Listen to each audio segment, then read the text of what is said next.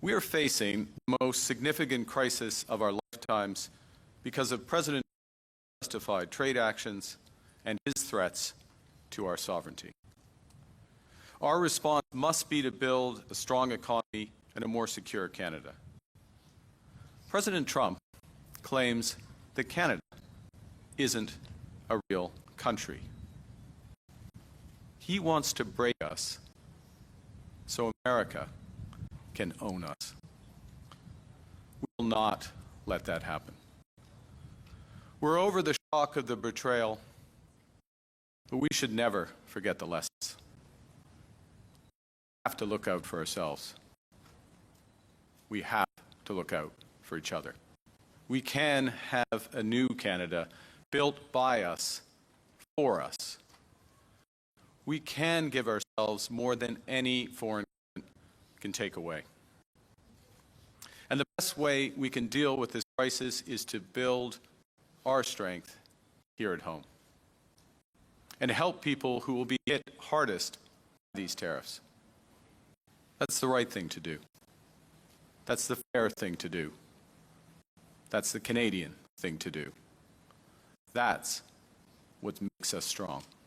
Canada is gearing up for a general election that's right around the corner. Newly elected Prime Minister Mark Carney calling for a snap election, and he brought in help to show he does not have a problem confronting President Trump.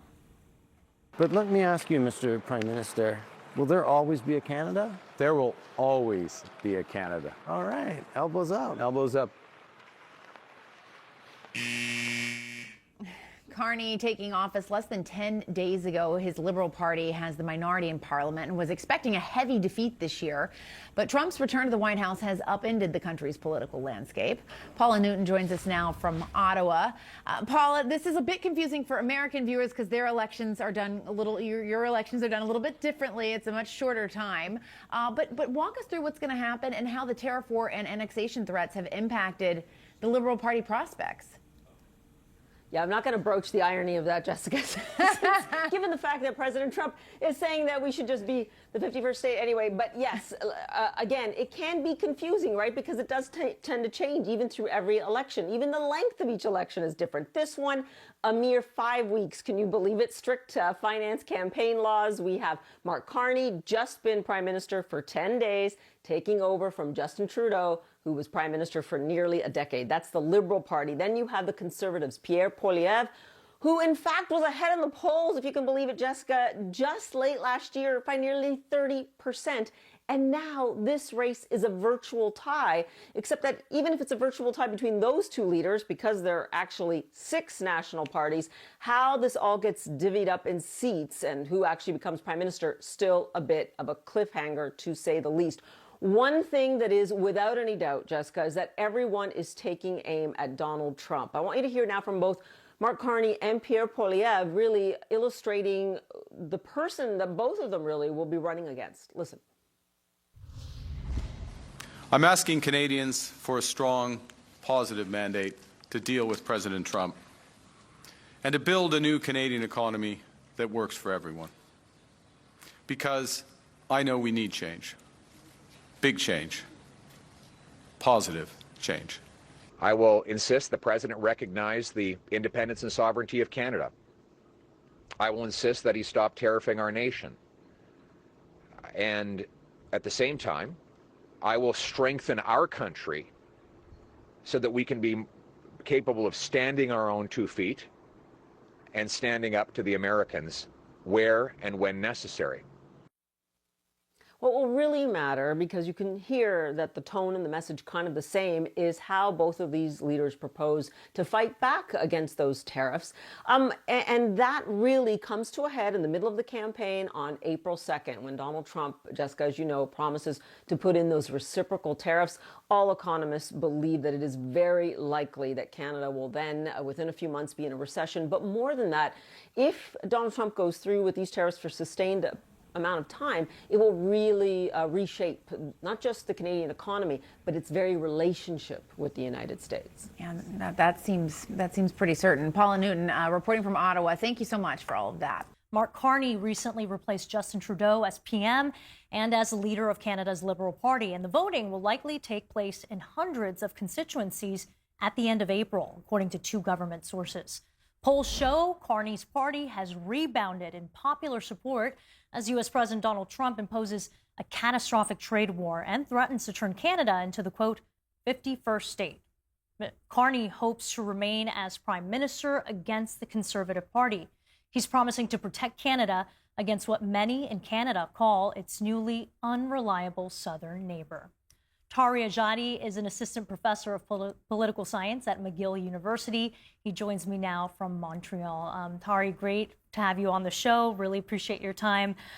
We know that Trump has repeatedly blamed Canada for illegal immigration into the U.S., for the flow of fentanyl coming over the border, even though the stats on that don't align. He's threatened to turn Canada into the 51st state, and then there's all the tariffs as well. Describe the significance of this election in light of that backdrop. So this election is really one of the most significant elections that certainly anyone can remember in Canada. For us, this is an existential crisis. Our economy, of course, is deeply integrated with the United States, but the prospect of annexation here is really driving up nationalist sentiments, and people are really kind of digging into what it means to be Canadian and standing very proudly behind that fact. And so this election will determine which leader really helps to kind of catalyze that kind of sentiment. Yeah, an existential crisis. That's an interesting way to put things. Now, Mark Carney has never held an elected position, but he's spoken loud and clear about protecting Canada, and he broke from tradition by visiting Europe instead of the United States as his first foreign trip as the country's leader. How do you think his approach to Trump will be, and does it differ from his predecessor? So I think that Mark Carney is in a uniquely strong position in one sense. Being a former governor of the Bank of Canada and governor of the Bank of England, he walks into this kind of election with an instant form of credibility.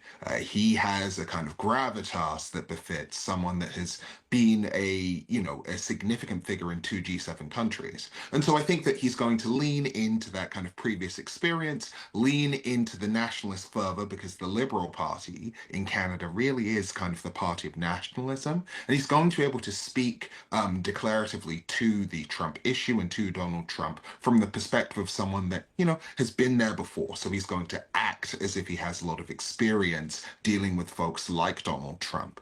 So there's a particular kind of strength in that, but he has some significant risks in that approach as well. One of those being that he doesn't necessarily appear to do very well under significant pressure, whether that's from reporters or, crucially, whether that's kind of criticism from outsiders. And so I wonder how that's going to unfold in real time. Yeah, and likely from the lack of experience in the political arena. What do you make of his harder stance against President Trump? Is that a winning strategy? What are you hearing from Canadians? Well, certainly, the polling numbers would indicate that a very kind of robust stance against Donald Trump, and crucially, a leaning into Canadian nationalism is appreciated. People are incensed at the way that Canadians have been treated. They are terrified about the issues related to the border, not just in terms of, the kind of bellicose threats, but, increasingly reports of Canadian citizens being disappeared for a couple of weeks, and then, of course, recently returning. These are the kinds of challenges and questions that make Mark Carney's position, a kind of firmer stance against Donald Trump, really something that is resonating with Canadians. Hence, we've seen this massive rebound in the polls over the past couple of weeks. Yeah, and we've seen this shift in the polling with liberals gaining ground. Do you think that this tension with the U.S. will significantly influence voters' decision, or is this a temporary political bump? Well, of course, Donald Trump and the United States in general right now is erratic, increasingly authoritarian. And so, we can't necessarily know what's going on from week to week. That being said, this for Canadians is the ballot question. We have a relatively quick election period here. Mark Carney has been prime minister for all of 1 week and 1 day. And so, what we can suspect here is that this will centrally kind of guide voters' decision making in the polls. Taria Jadi in Montreal, thank you for your time.